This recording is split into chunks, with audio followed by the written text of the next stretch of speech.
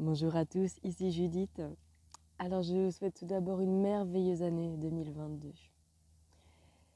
Donc la suite à la fin de mon deuxième processus, la suite avec mes addictions alimentaires et mes compulsions alimentaires auxquelles j'ai ouvert la porte en grand, en grand. Ça a été pour moi une sorte de, je sais pas, épreuve du feu ou de vraiment devoir faire totalement confiance en moi, en mon corps, dans le processus, dans la vie. Ça m'a un peu fait penser à quand j'ai fait mes euh, pratiquement 5 jours de prana sec où c'était vraiment une épreuve de foi pour moi. Là, c'était un peu la même chose. J'ai vraiment eu des envies d'aliments très très néfastes, entre guillemets, en tout cas du côté néfaste de ce que je me faisais de l'alimentation quand j'étais dans mon ancienne formation, dans ce que même je pourrais conseiller à d'autres personnes, hein, et ce que je sais qui n'est pas bon pour mon corps, genre des Pringles, genre des chips, genre des gâteaux maison mais très sucrés avec beaucoup de beurre.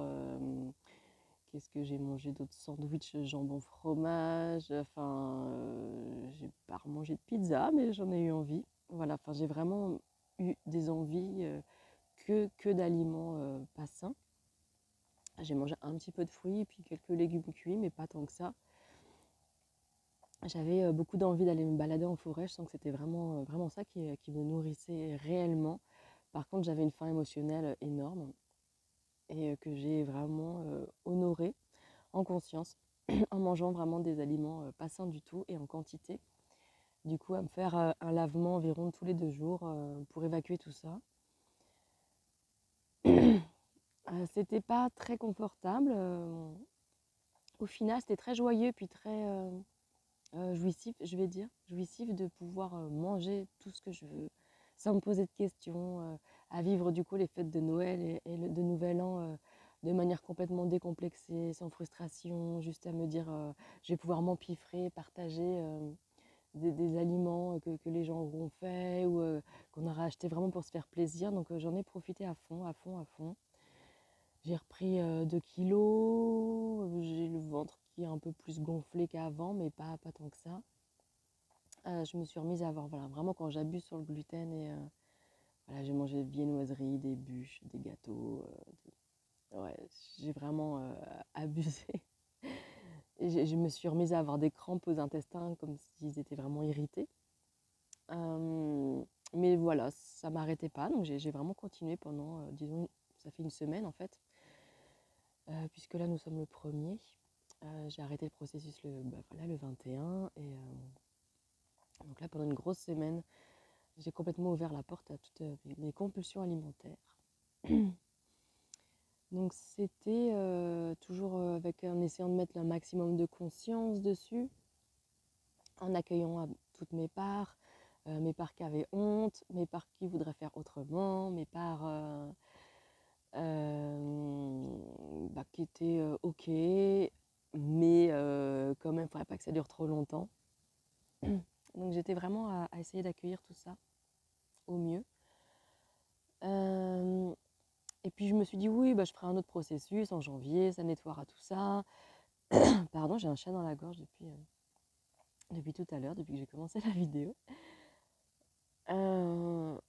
Et puis je me suis dit, mais c'est pas, voilà, j'ai pas envie de manger tout ça en me disant que je vais faire un processus. Et le processus, j'ai pas envie que ça vienne je vais me nettoyer. Le processus, j'ai envie que ce soit en fait un vrai élan du cœur, de mon corps, de mon âme. J'ai pas envie de faire un processus genre en mode nettoyage. Et puis je vais faire quoi à ma vie? Ça va être, je fais un processus et puis je me fais 7 jours d'orgie, un processus, 7 jours d'orgie. Enfin voilà, je sentais que je commençais à avoir une vision un peu comme ça, de boucle, qui me plaisait pas. Donc j'ai fait ok, je ne ferai pas de processus si j'ai pas envie, puis je passerai autant de temps que j'ai envie à me goinfrer. Sachant que ça commence un peu quand même à faire du mal à mes intestins. Mais je ne veux pas repartir dans du contrôle, euh, parce que je sens que j'ai mon état pranique qui est toujours hyper présent, j'ai beaucoup de joie, beaucoup de connexion à mon âme, et je m'appuie dessus.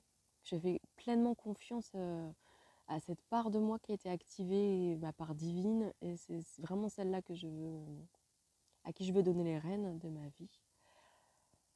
Et du coup, ça doit pour moi partir d'un élan d'un élan en fait, et pas d'une peur mentale par rapport à n'importe quelle de mes actions. Je ne sais pas si ma phrase est très claire, mais je pense que vous avez compris. Donc je ne voulais pas faire un troisième processus avec cette vision de je fais un processus pour me nettoyer. Donc j'ai abandonné l'idée de faire un troisième processus. Et puis hier soir, le 31, on a fait une superbe soirée avec des magnifiques rituels, avec des magnifiques personnes, dans notre magnifique maison, et avec des magnifiques choses à manger. J'ai mangé, mais en quantité, c'est vraiment assez incroyable tout ce que je mange. Et par contre, j'ai énormément de gratitude envers mon corps, parce que ce soit les soirées de Noël ou voilà, enfin toute cette semaine d'orgie, j'ai mangé vraiment des choses en quantité que j'ai jamais mangé autant, vraiment en temps normal, entre guillemets. Avant, je me serais rendue malade, j'aurais fait une crise de foie, j'aurais peut-être vomi. Là, mon corps a encaissé, entre guillemets, a accepté de garder tout, même si c'était un peu inconfortable. Donc hier soir, je me suis goinfrée. Je ne pensais pas faire de processus parce que j'avais pas envie d'être dans la contrainte du tout. Avec quand même un endroit inconfortable de moi à me dire ouais, mais là, vraiment de rester là-dedans, à me goinfrer, ce serait bien que ça s'arrête un jour quand même. Et puis ce matin, donc jour le premier, eh ben, j'ai envie de faire un processus, mais avec de la souplesse. Et je me suis dit, c'est quoi vraiment les intentions de mon processus? Ça va être de vraiment venir rechercher les émotions qui me font manger en fait. Et de venir les mettre en lumière, de les accueillir et d'essayer de les nettoyer autant que possible, de les embrasser avec amour autant que possible. Donc je repars sur du liquide avec vraiment la grande autorisation intérieure de repasser à du solide pour chaque moment convivial et social que j'aurais envie de vivre.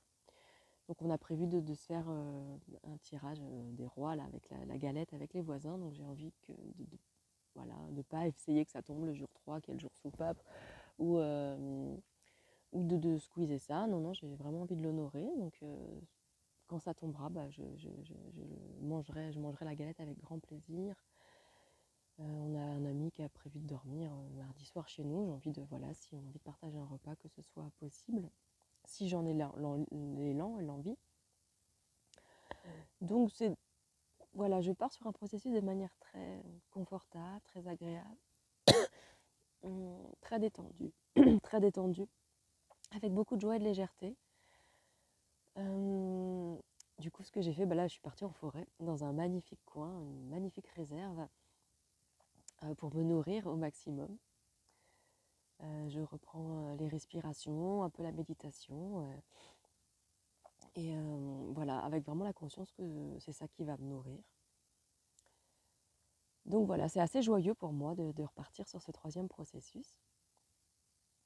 J'ai clarifié en moi que j'allais proposer un accompagnement sur du coup un nouveau processus à partir du 1er février.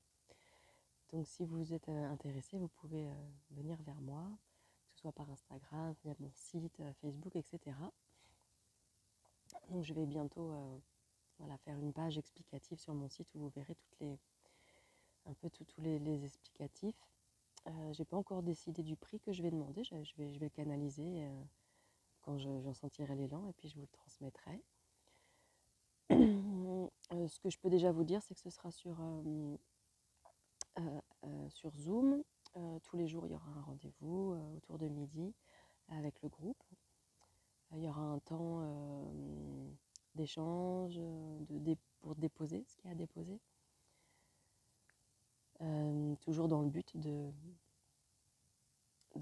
pas suivre son mental, mais de suivre vraiment l'élan intérieur, et de se connecter au maximum avec son guide intérieur, avec l'élan de son corps, les besoins de son corps, de faire la différence entre les envies qui viennent du mental et les envies qui viennent du corps, etc. Enfin, tout ce que j'ai déjà dit dans mes dernières vidéos.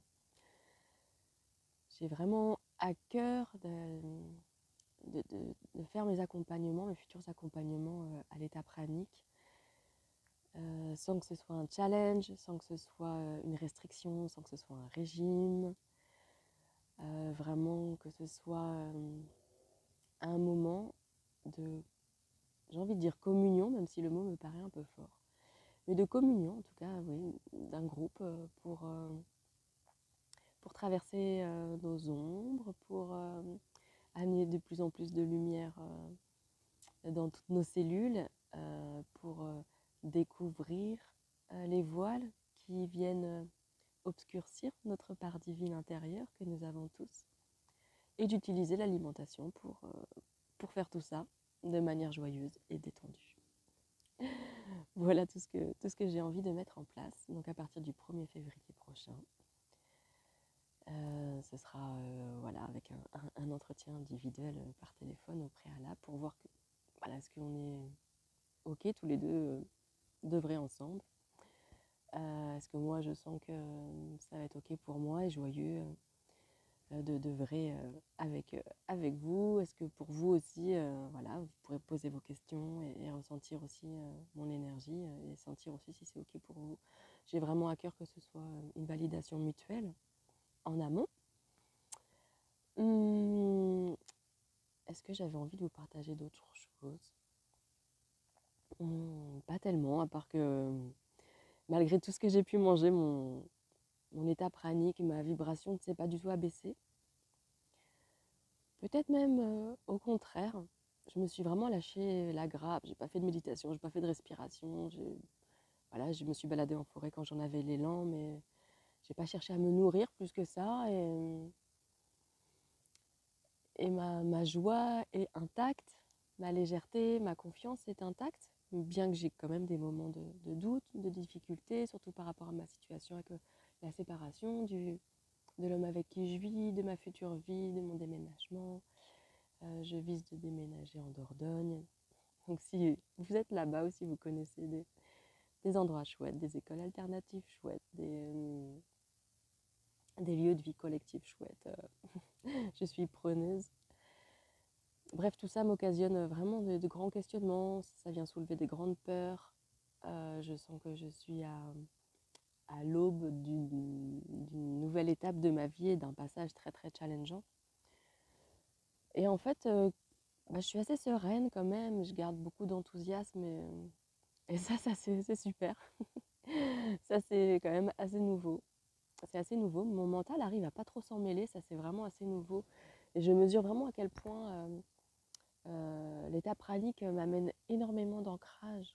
Énormément d'ancrage. C'était quelque chose qui me manquait beaucoup, que j'essayais vraiment de travailler, de rechercher depuis des années avec beaucoup de difficultés. Et maintenant c'est assez posé en moi. Donc ça c'est assez chouette. Parce que j'ai déjà eu une réflexion là-dessus, sur ah oui, non, moi le pranisme, je sais pas si c'est pour moi, parce que la nourriture quand même, je sens que ça m'ancre pas mal. Et du coup, non, en fait finalement, la nourriture nous ancre pas, mais la nourriture permet d'éteindre nos émotions et puis de nous baisser notre vibration. Donc c'est ça qu'on pensait peut-être, qu'on prenait peut-être pour de l'ancrage. Et moi aussi, j'étais la première à penser ça, hein. Non, là, c'est vraiment autre chose, comme quoi, au plus on se connecte au divin, en passant par le corps, du coup, je pense que le processus Nirara passe vraiment du coup par le corps pour une connexion au divin, au plus ça nous ancre, et ça, c'est assez merveilleux. Voilà pour mon petit mot. Je, je vous embrasse tous bien fort. Je renouvelle encore mes remerciements pour vos messages de soutien. Et puis je vous dis à bientôt, avec grand plaisir d'échanger avec vous.